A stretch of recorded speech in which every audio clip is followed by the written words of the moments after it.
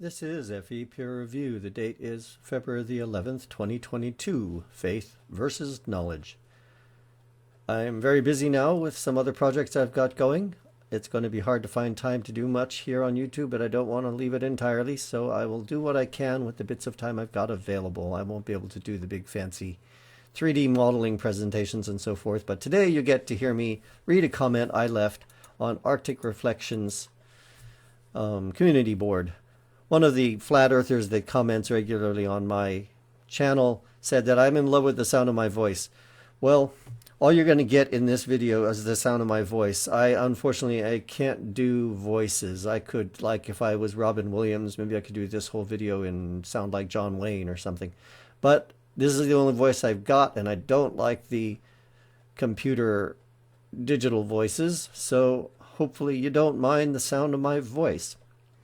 Arctic Reflections put up a little comment here. It is becoming popular for flat earthers like Flatzoid FE to claim that we who know the earth is a globe belong to a religion. Evolution deniers like Matt Powell and Kent Hovind claim that evolution is a religion. A fairly common definition of what a religion is can be found on Wikipedia. However, there is no scholarly consensus on what exactly constitutes a religion.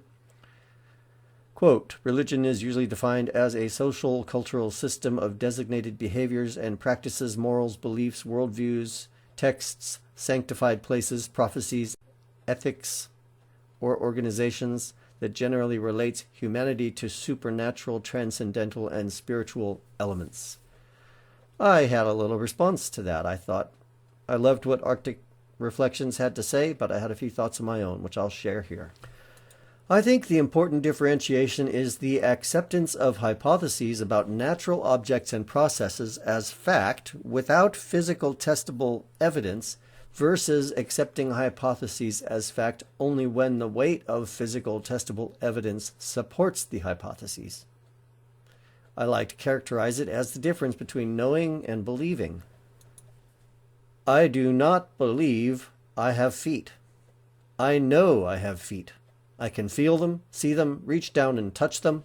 I know they're mine because when I stub one of those toes down there, it is I who feels the pain.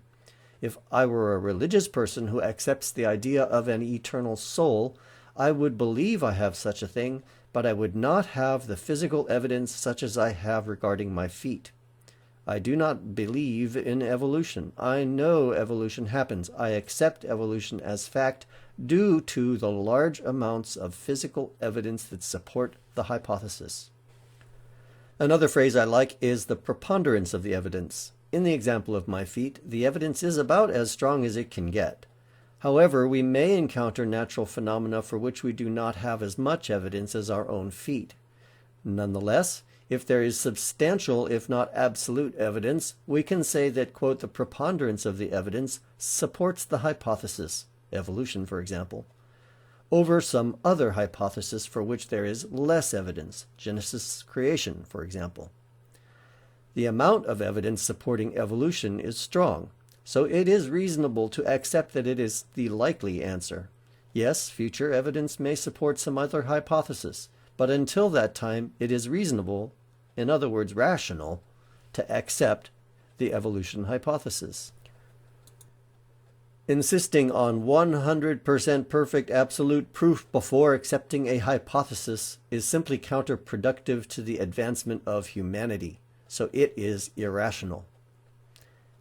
Evidence about nature and the hypotheses we build from that evidence enables us to increase our security and comfort.